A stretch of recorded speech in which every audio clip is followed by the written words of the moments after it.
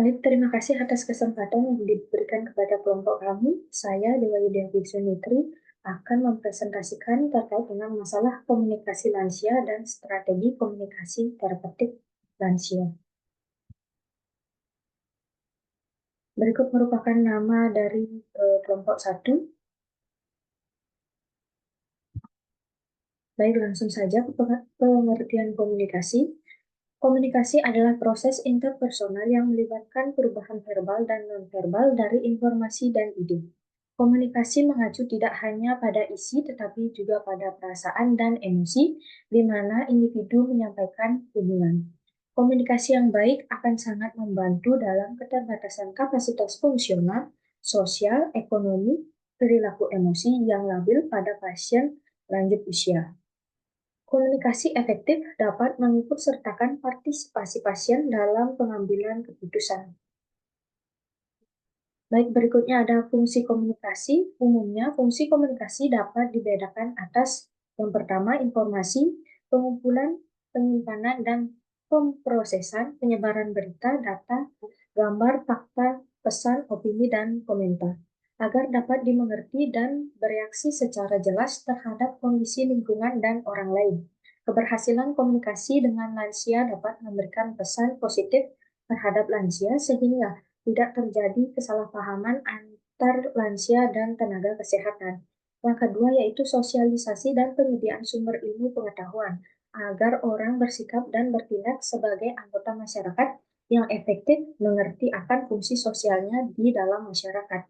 Yang ketiga ada motivasi, tujuannya yaitu mendorong orang untuk menentukan pilihan dan keinginannya. Baik, berikutnya ada faktor yang mempengaruhi komunikasi dengan lansia. Yang pertama yaitu komunikasi pada lanjut usia dapat menjadi lebih sulit akibat dari gangguan sensori yang terkait usia dan penurunan memori. Yang kedua yaitu pasien lanjut usia umumnya lebih sedikit bertanya dan menunggu untuk ditanya sesuai kewenangan tenaga kesehatan. Yang ketiga, ageisme lazim dijumpai pada perawatan kesehatan dan secara tidak sengaja berperan terhadap buruknya komunikasi dengan pasien lanjut usia. Yang keempat, salah satu faktor yang menghambat komunikasi dengan lansia yaitu adanya penyakit kronis yang dialami oleh lansia. Baik, berikut merupakan hambatan komunikasi pada lansia. Yang pertama, agresif. Berusaha mengontrol dan mendominasi orang lain, meremehkan orang lain, menonjolkan diri sendiri, mempertahankan haknya dengan menyerang orang lain. Yang kedua yaitu non-asertif. Menarik diri bila diajak bicara, merasa tidak berdaya, tidak berani mengungkapkan keyakinan, pasif, mengikuti kehendak orang lain, membiarkan orang lain membuat keputusan untuk dirinya. Baik, berikut merupakan hambatan dan pendekatan komunikasi pasien dengan defisit sensorik. Defisit sensorik adalah suatu kerusakan dalam fungsi normal penerimaan dan persepsi sensori. Individu tidak mampu menerima stimulus tertentu, misalnya kebutaan atau tuli, atau stimulus menjadi distori, misalnya penglihatan kabur karena katarak. Kehilangan sensori secara tiba-tiba dapat menyebabkan ketakutan, marah, dan perasaan tidak berdaya. Apabila indera rusak, maka perasaan terhadap diri juga rusak. Pada awalnya, individu bersikap menarik diri dengan menghindari komunikasi atau sosialisasi dengan orang lain dalam suatu usaha untuk mengatasi kehilangan sensori. Pasien dengan demensia. Penyakit demensia Alzheimer merupakan penyakit yang diderita orang tua berusia lanjut. Penyakit ini ditandai oleh melemahnya daya ingat hingga gangguan otak dalam melakukan perencanaan, penalaran, persepsi, dan berbahasa. Meski belum diketahui penyebabnya secara pasti, namun para ahli percaya bahwa penyakit Alzheimer umumnya terjadi akibat meningkatnya produksi protein dan khususnya penumpukan protein beta amiloid di dalam otak yang menyebabkan kematian sel saraf.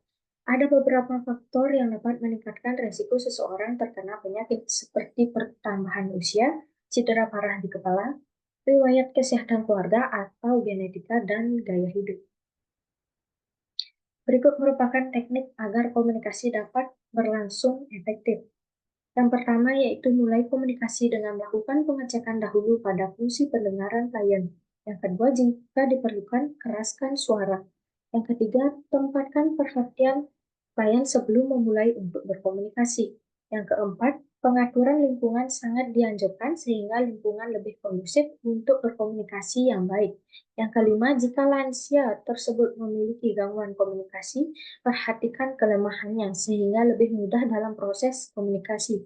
Yang keenam, berbicara dengan pelan dan jelas saat menatap matanya. Gunakan kalimat pendek dan bahasa yang sederhana. Berikut merupakan teknik perawatan lansia dengan reaksi penolakan. Seringkali kita mengalami reaksi penolakan saat melakukan komunikasi dengan lansia, yang mungkin disebabkan karena faktor-faktor tertentu. Penolakan adalah ungkapan ketidakmampuan seseorang untuk mengakui secara sadar terhadap pikiran, keinginan, perasaan, atau kebutuhan pada kejadian-kejadian nyata atau sesuatu yang merupakan ancaman bagi dirinya sendiri. Reaksi penolakan ini merupakan reaksi ketidaksiapan lansia menerima perubahan yang terjadi pada dirinya dan orang-orang yang akan berada di sekitarnya. Berikut merupakan penerapan model komunikasi pada lansia. Yang pertama yaitu model komunikasi Shannon-Weaver, yang kedua model SMCR, yang ketiga model Leary, yang keempat model terapeutik, yang kelima model keyakinan kesehatan, dan yang keenam model komunikasi kesehatan. Baik, pendekatan perawatan lansia dalam konteks komunikasi yang pertama yaitu pendekatan fisik, yang kedua pendekatan psikologis, yang ketiga pendekatan sosial, dan yang keempat pendekatan spiritual. Teknik komunikasi pada lansia yaitu yang pertama teknik asertif, yang kedua responsif, yang ketiga fokus, yang keempat suportif, dan yang kelima klarifikasi. Komunikasi lintas budaya pada lansia. Satu, memahami keragaman budaya, nilai dan keyakinan. Setiap budaya memiliki nilai dan keyakinan yang berbeda tentang keluarga, kesehatan, dan kematian. Penting untuk memahami nilai-nilai ini untuk menghindari kesalahpahaman. Bahasa dan dialek. Penggunaan bahasa yang sederhana dan jelas sangat penting. Hindari penggunaan jargon atau istilah teknis yang dipahami. Gestur dan bahasa tubuh. Bahasa tubuh memiliki makna yang berbeda di setiap budaya. Perhatikan gestur dan ekspresi wajah saat berkomunikasi. Yang kedua, menyesuaikan komunikasi. Kesabaran. Berikan waktu bagi lansia untuk menyampaikan pikiran dan perasaannya. Empati. Cobalah untuk memahami perspektif lansia. Adaptasi. Sesuaikan gaya komunikasi dengan preferensi lansia.